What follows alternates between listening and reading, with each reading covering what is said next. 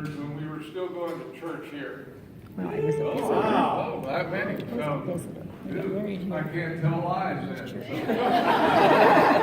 Marty and I moved here in 1975 when this parish was open, Father Orth, and this was definitely a very adequate facility. It was a great place to have service, nice and cozy. And then back then we had June, July, and August, 3 months, we'd get our crowds. We had this full of seats, these folding chairs, and that was adequate, and we could put up with that for 3 months, right? Well then, when the boom hit in 1988, our crowds got so big we had people standing outside. I mean, I'm not lying, they were standing outside, we couldn't get everybody in.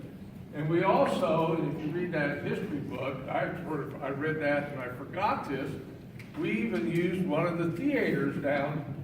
And I remember going out and helping being a Eucharistic minister and passing the collection plate, and I had no idea Father Dave came down and... I was the one celebrating those masses, the Crystal Lane Theater down here. That's Wow. So anyway, we definitely outgrew this.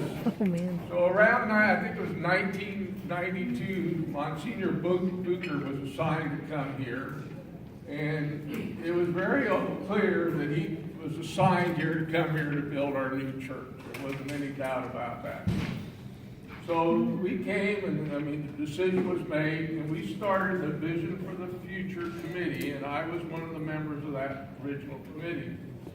And so we started, looking, we got the plan for the church, and basically it was going to be a $5 million project.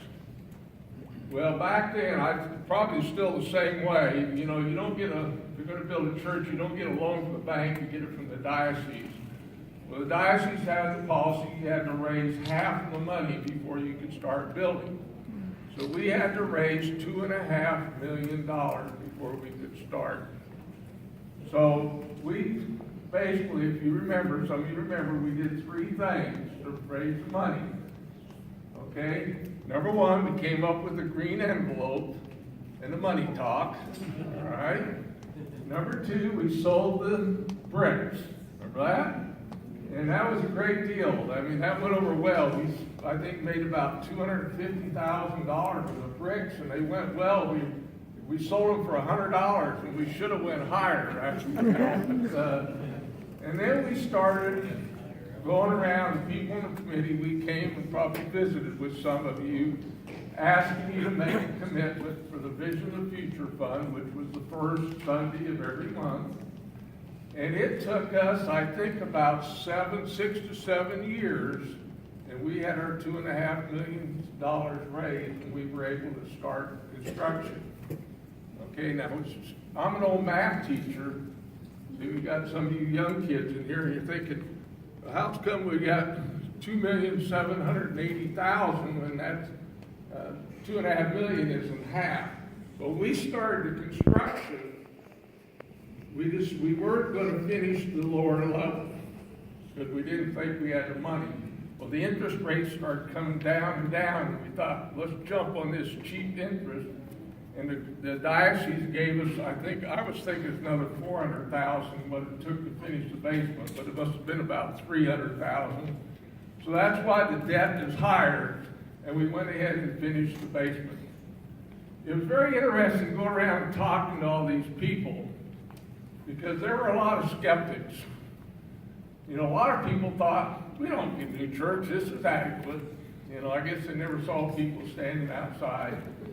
A lot of people thought we should have added on to this facility, spent $1 million and added on here. We had a lot of people, and I remember talking to these people that, hey, this boom is just a phase, it's not going to last.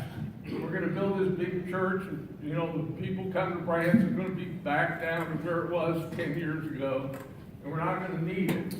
Okay? And then the other thing we were facing, remember the grotto? Yes. Where the church is now? Larry Cleason built that, and I know a lot of us, I did too, went in and helped him. And for you who don't know what I'm talking about, where the church stands out, that was a beautiful area, had trees, had a stream, in there are some shrines, grottos, a log cabin church, and people didn't want to tear that down. But we had to have the room, and so we tore down all of that. And we also, remember, right across the street was the rectory. We tore that down. We bought the house right up here, which we tore down for the parking lot. We had to buy 2 other houses by the south entrance of the church, and we tore all those down. So that's how we got all this property, and we were able to get the church built. So our first mass was in 2002, was in November or December. We started it, and the rest is history. But it took us, 16 years to get where we are today. And, it was a long haul. And I want to thank everybody from our original committee. Thank all of you that made sacrifices, either by increasing your what you gave to the church, or by helping with raffles or whatever, dinners, whatever we had to help raise the money, or your prayers, whatever it took. But we're there, thank God. I didn't know if you'd ever see it.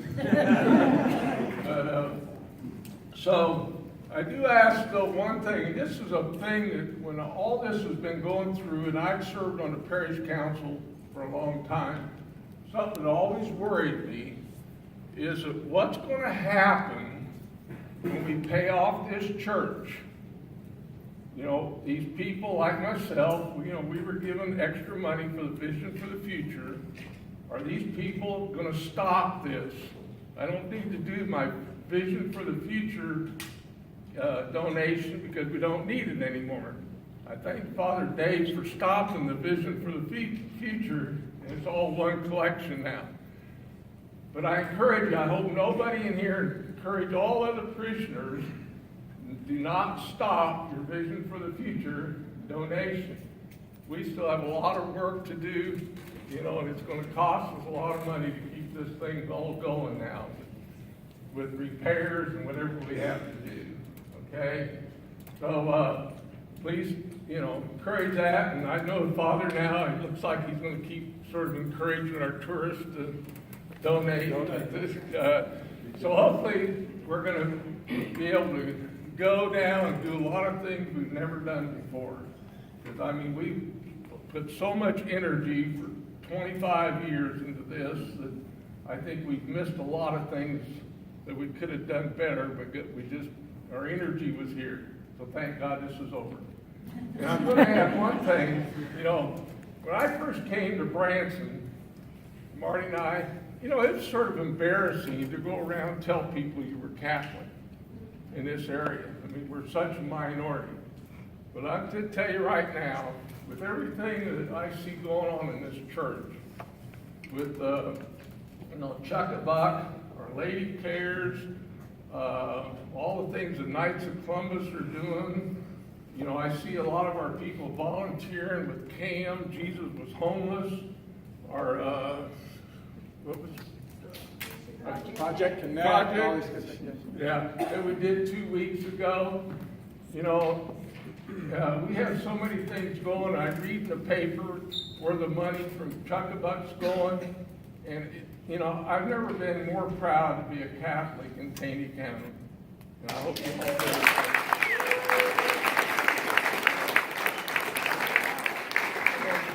I'm going to finish with this, and hopefully you all will do this, because I've done this a couple times. I have friends from other churches all come up and said, how do you get all those Catholics to go to your church on Sunday? Or out there with Father, with his leadership at that thing 2 weeks ago. We had so many Catholics out there, and I had people come up and say, how'd you get all these Catholics out here? Well, you just look them in the eye and say, because Catholics are better Christians. All right. Now you were going good into that last part. But I can tell you this. When we were at Project Connect just a couple of weeks ago, Mr. Hershon, the Hershon Fountain says, how in the world do you get so many volunteers from the Catholic Church? He says, we got to figure that out in some of our other churches. So that really was a powerful statement. I think he said, I got to figure out how you guys get so many volunteers. We had 90 volunteers. We're the largest volunteer base out there. Between ourselves and our lady Mozart, who joined us.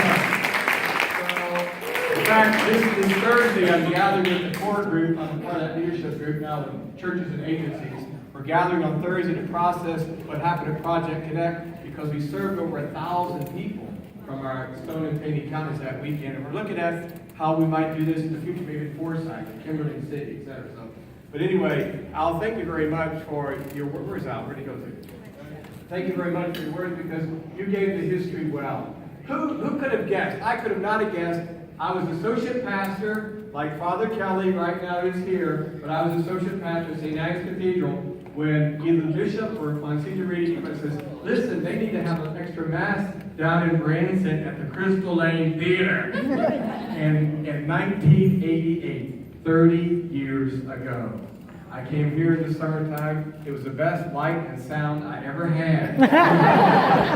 And those folks came in, and they got some great light and sound. It's a good place, let me tell you. But I came in, and these folks were great. You know, the Crystal Lanes, and they let me come in. We had people coming from Our Lady of the Lake. And I don't know if you remember this, those of you who ever went out there. It was a great group. They had a lot more buses back then. You remember all the buses that came in? And they would bus them in, and as they came in, everybody got a bulletin as they came into the theater, which was, what's the name of it? It's a Legends Theater now, I think, or something. Down on that end. Anyway, as they came in, everybody got a bulletin, and at the end of Mass, I always made this announcement. If you take a bulletin and take it home, you can bring it back this afternoon because Crystal Lady give you a half price off on your theater ticket. They did this, you know. But here we're today, and I particularly want to acknowledge Father Rick. Because he's unable to be with us. I talked to him on the phone. He'd love to be there. So, you know, we'll think about all his efforts for the 12 years.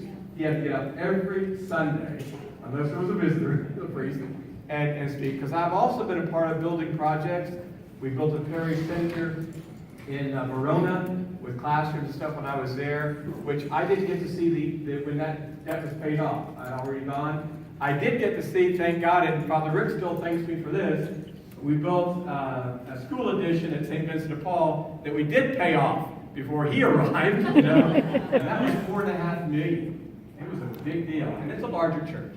But here we are, and we give thanks. But I think the church and area, I think it was $8.5 million. I'm not sure. Anybody remember the exact amount?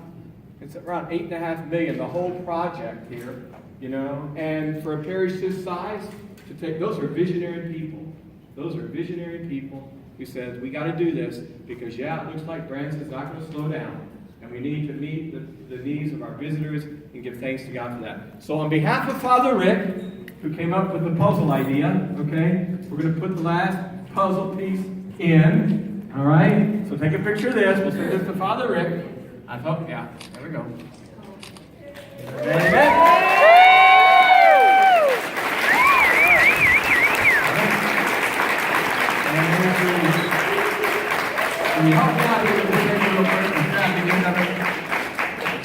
Alright, and we're going to move this table over here because in this table, or on this table, is a little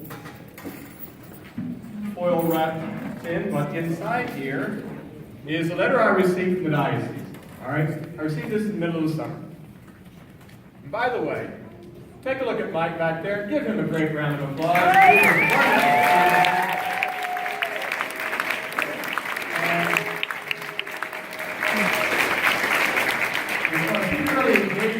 And I thank you, Mike, for that. We certainly will be keeping your prayer as you travel across this wonderful area of Missouri called the Diocese of Springfield, Cape Girardeau. I hope, and I'll add this a little extra, I hope that next weekend many of you can join us, you know, for Dr. Alan Hunt, who travels all over the country. He's a powerful speaker too. And just like Mike said, we need to be energized in our faith. We have a wonderful faith as Catholics in our relationship with our Christian brothers and sisters and other world religions and people who don't have a faith, because that's where we're going. That's what you're talking about. Let's put ourselves out there, engage people about how we, you know, enjoy our relationship with the Lord Jesus, and want that to be a relationship that others can share with us. So here's a letter that I received, dated July the 3rd in this year, 2018. Dear Father Holstock, by the way, this was not from the bishop, but there was a copy made to the bishop. Congratulations. The final payment from Our Lady of the Lake Parish on diocesan loan number 15151. By the way, there's a lot of projects going on in the diocese, you know. Diocesan loan number 15151 was posted on June 29th, 2018. I celebrate with you and all the parishioners and visitors whose generosity has made this day possible. Enclosed with this note is a copy of the loan amortization schedule marked paid, in case you would like to use it for a burn the mortgage event. Please extend my congratulations to all the members of the parish. May God continue to bless you. Sincerely, Janet Smith, Diocesan Director of Finance of the Diocese of Springfield, Cape Girardeau. Okay?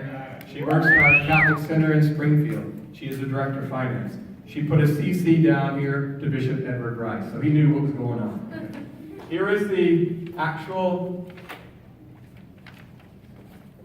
final payment right here. It says paid off, and she wrote it on here on the side, written, handwritten, paid off June 29th, 2018. All right, June 29th, 2018. All right, so it's 3 o'clock. There's nothing else to do. Let's burn the mortgage, all right?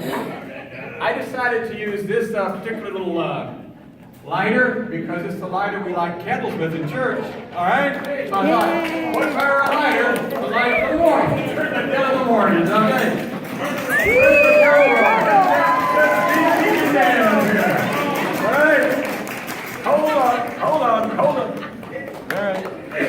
I'm looking for smoke alarms. I think we're okay. What is that? I didn't save a copy. It's going to be gone. This is going to be Springfield.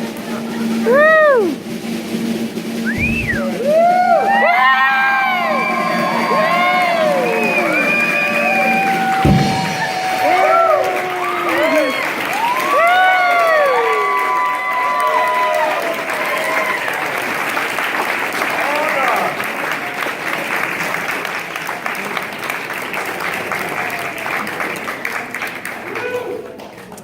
Thanks for being here this afternoon. Hope you have a great rest of the day. Just give it up again for Mike back there. Mike, all the best.